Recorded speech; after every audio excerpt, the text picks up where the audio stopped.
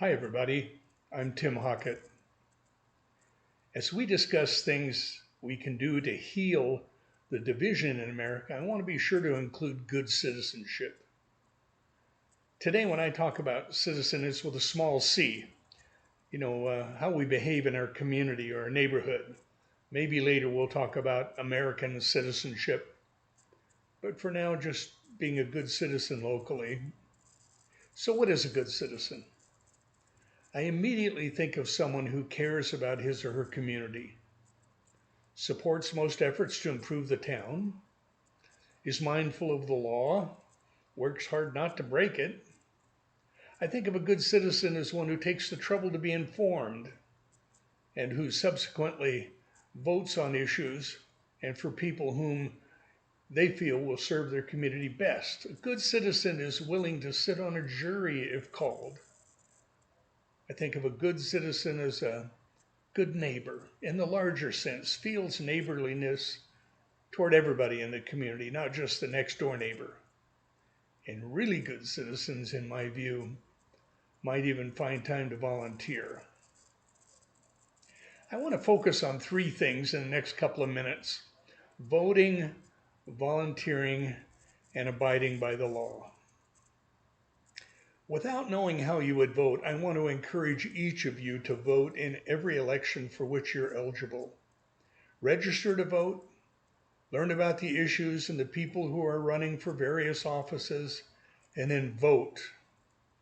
Voting is key to keeping America strong. Abraham Lincoln, at the end of his famous Gettysburg Address, reminded us that we are a nation of the people, by the people, and for the people. Well, that doesn't just automatically happen by having the structure of a republic. That is a group of states made up of land, supposedly united. No, no, no. Of the people, by the people, for the people can only exist if every person, if all the people qualified to vote do so. This is the greatest privilege we have in America. We can let our individual wishes known by voting. It's the essence of democracy. And oh, by the way, don't be fooled into thinking that our elections are either not important or are operated fraudulently. You just be scrupulous, be careful, be well informed, and then vote. I have voted in state, local, and federal elections for 50 years, and I'm convinced our voting systems are operated with the highest levels of integrity and with a multitude of safeguards. And did you know that most people helping in elections aren't paid staff from the city? They're just civic-minded volunteers, good people who deserve our thanks, not our ridicule if our candidates don't win.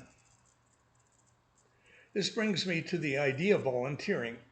As I mentioned, really good citizens find ways to contribute some time to the community. I recall several years ago when my community wanted to build what they called a dream playground. I think the Rotary Club helped organize and fund it. What was wild was that they determined to build this rather extensive playground in a single day. A few hundred volunteers were grouped with about four unskilled people with one or two skilled folks.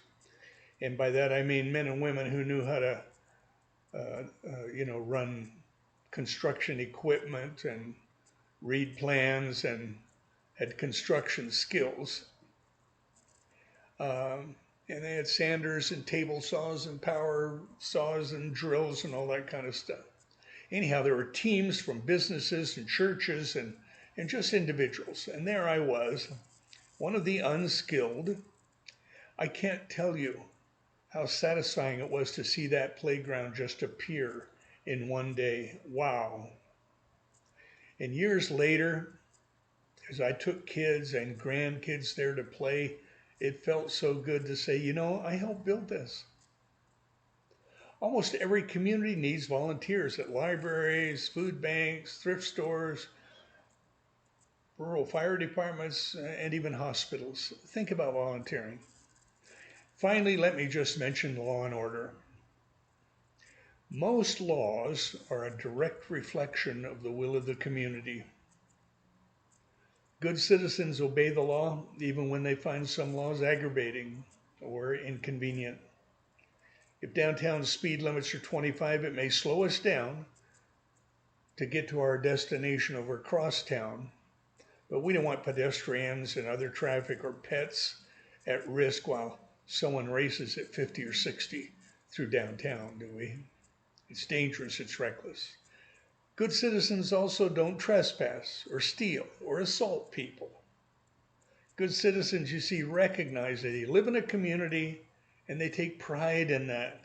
They don't throw their trash on the sidewalk. On the contrary, they may pick up litter and throw it in that nearby trash can. They try their level best to set a good example. In the future, I'll do an entire episode on law and order, but for now, just know this: a good citizen respects and obeys the law. You know, it's not easy carrying the responsibility of being a good citizen, but to the degree that we try, our local communities, counties, states, and nation will be made stronger and more united. Thanks for watching. I'm Tim Hockett. If you liked this video, please subscribe and share it with others. Have a great day.